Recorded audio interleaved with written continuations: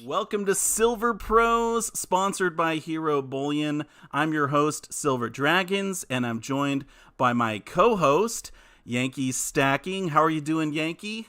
Doing great, SD. Great to be with you. Absolutely. And tonight's a great night because we're going to be talking about what type of silver is the best for SHTF or bartering with. Now, Yankee, can you explain to people what is SHTF? Okay, well, I'm going to use a euphemism for this acronym. It means when stuff hits the fan, Okay. when things go really bad, the economy goes sideways. We lose the reserve currency status of our dollar. Dollar becomes practically worthless due to hyperinflation. There is panic. There is social unrest. There is empty shelves in the grocery store. There is basically a crisis that turns into a collapse. Sure. It's bad. It's not something I'm hoping or wishing for at all. Yeah, and speaking of hyperinflation in Venezuela, they're seeing something similar to that, and there actually was a news Yes. article recently. I'll go ahead and pull this up. Do you want to talk about this, Yankee? It's pretty amazing. It's Venezuela breaking off flakes of gold to pay for meals, haircuts. We often hear, well, you can't eat gold and silver. Well, in this case, they're bartering for it. They don't want the bolivar. It's worthless. And at the very end of the article, it's fascinating to see somebody clipping off the gold. And it says, to the uninitiated outsider, this sounds wild.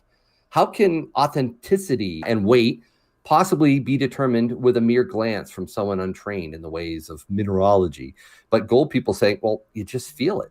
You get a feel for it. Right. And people are using it for all kinds of things, and it's spreading too. It's right now primarily in, I think, the southern part of Venezuela, but it's expanding to nearby cities. It's growing. They don't want the dollar.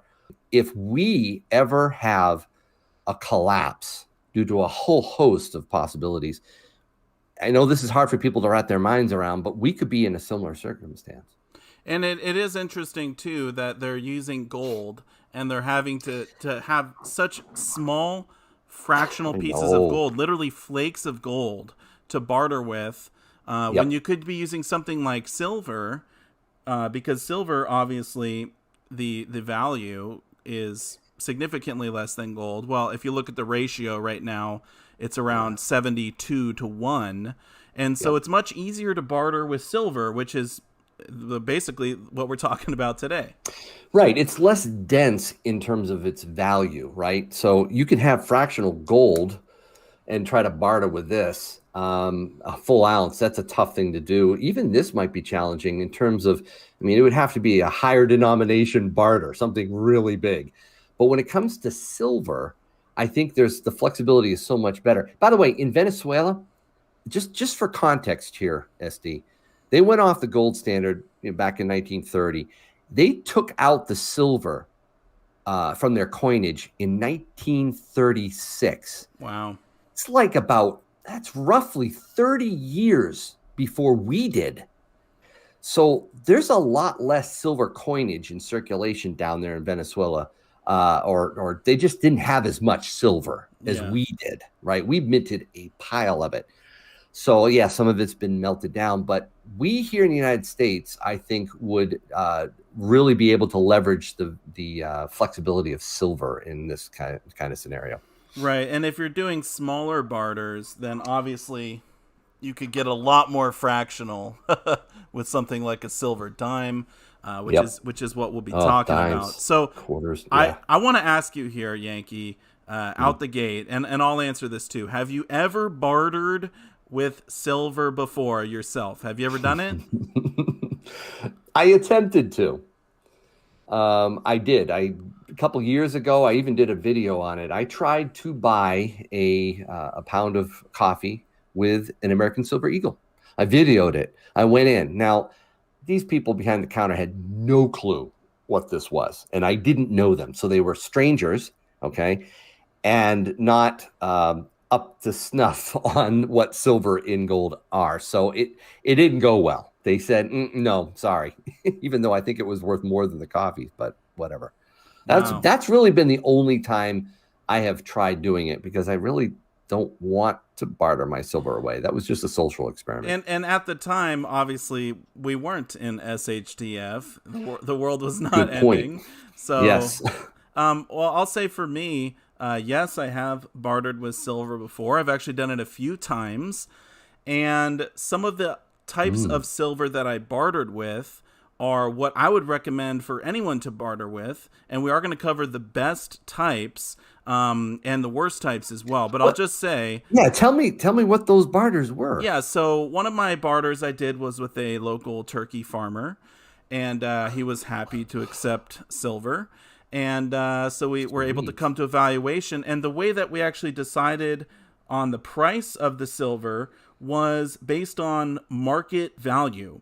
So it wasn't spot price, it was what is the going rate for this silver? What is the stack price, if you will? So there was a premium attached to it. And I think that's really important for people to understand is that when you barter with your silver, you're not really looking at the spot price at all. You're looking for the actual value of the silver. And that is where we find what silver is worth, right? What people are willing to accept for it.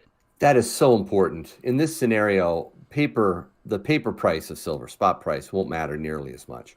Right. And then the other time was actually last year when everything was shutting down. It was all crazy, and I needed to get some more ammo, but the shelves were empty. And so I actually did a barter with a friend, so someone that I knew, silver for ammo, and I think that was a good barter. So anyway, that's fantastic. But yeah. No, you bring up some good points there. First of all, they understood the value of it, right? Right. Yep. And they weren't total strangers either, right? Right, and I was giving them recognizable stuff like for the turkey we ended up doing eagles. For the ammo we ended up doing junk silver. So that's kind of the bread and butter there. But let's talk about what the worst items would be for barter, because I think once we cover the worst, then the best items will kind of fall into place, right? So what's off the top of your head, Yankee? What would be terrible? Oh, maybe not the worst, but I would say, numismatic coins like rare dates or slabbed, maybe even semi-numismatic, anything graded. Because quite frankly, after an SHTF, I think a lot of them are going to get cracked out of the plastic, dude. Right. Yeah. Anything collectible, all the semi-numies, they're going to be worth the same as a generic buffalo, in my opinion. I think you're right. I think the premiums get destroyed in this type of scenario. What else? What else is probably not good? Silver shot. That has got to, dude. It's got to be the worst, right? I mean, yeah. I mean, that's there. It's unlabeled for one. It's unlabeled. Look at that. It's super fractional, right? You can get little pieces of it or whatever. But the problem is, who can test this stuff? Who's going to be able to do, fire assay test? This isn't going to work with your traditional testing methods. And the other thing, too, is even if you've dealt with shot before, it's kind of hard to tell the difference between sterling silver shot and 3/9's fine silver shot. People have made that mistake in the past. I would say even poured silver is probably not the best for SHTF. I mean, it's fun. This is from a pourer, guys. All right. No, it's incredibly fun. It's great to collect. Just like your Numies. It's just a different type of collectible. But this would not be good to barter with. I mean, for number one, people are going to have a hard time trusting it. But also, they come in, weird weights. This one here is that's true. 4.7. Yep. And so it's just not to going to be To be fair, some people would take it. Those who are able to test it, weigh it, do all kinds of, not a ping test, but you could do the specific gravity test. Thank you. No, I would take it in a heartbeat. But there you go. Vast majority of people, they're not going to touch it. Nope. One other thing too, I got to bring this up just because I want to show it off. But the big bars. Oh, here it comes. Come on, your 100 ouncers. Oh, dude. That is not going to be good. Because think I about the would. value of it. What are you going to barter for? A car? Okay, okay. Let me just challenge it a little bit.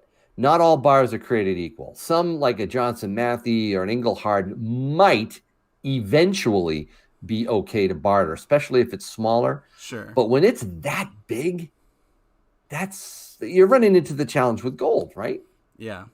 Yeah. Yeah, I mean, it's a lot of maybe value I there. could get a few pack mules with it, or something like that. But yeah, so that's not going to be the best. Anything else you can Right. think of, Yankee, as far as For bad, I don't bad for know. bartering? Yeah, Just any kind of unlabeled silver, right. right?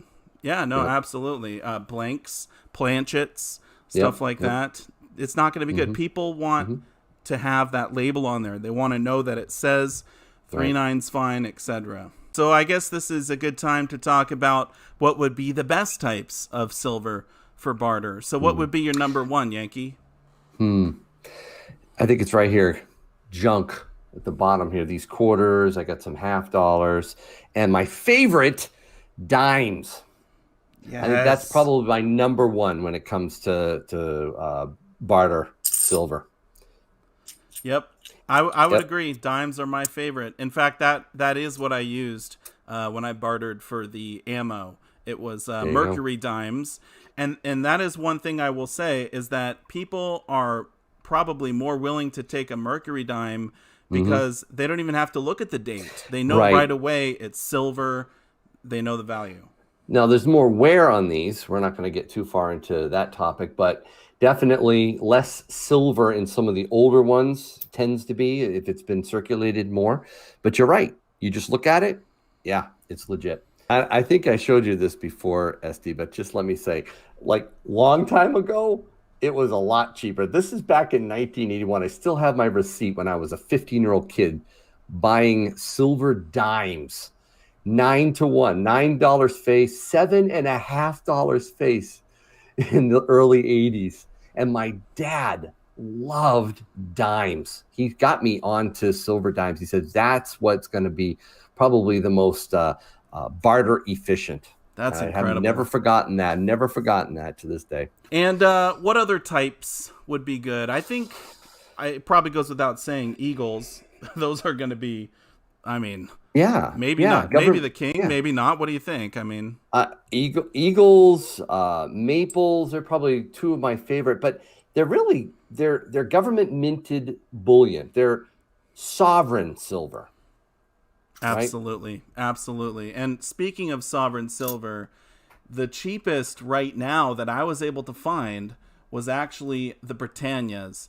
And such a beautiful design over at Hero Bullion. They got them for $27.97 is the as low as there. And That's a so good price. that's an incredible price that right is, now. Wait a minute. Is this on the 2022s? Are they out yet? That's the They're in 2022s, stock. baby, in A stock. lot of places they're still. Yeah, that's fantastic. Absolutely. That's a great price. So if you want to get some sovereign bullion coins, really good deal on those. And honestly, I would say when it comes to sovereign bullion in general, it's not going to matter so much what type it is. I mean, you could have Krugerrand, and people they're going to trust that stuff in SHTF. Right. So it doesn't really matter the type. You might get a little bit more for your eagles because traditionally those do better. But as far as maples and the rest of them, to me, it's not going to matter. Yeah, is that it for the best type? Yeah, I mean, I guess other than that, probably you got your 1 ounce rounds. Yeah. What am I thinking? Yes, rounds. Yeah, I mean, rounds are they're so cheap in general, and a lot of people are going to have them, right? Especially the buffalo rounds. So I think if you wanted to barter with those, you wouldn't have any problems at all. Can I shift gears just for a moment and talk about probably two elephants in the room when it comes to this whole SHTF bartering scenario? Absolutely.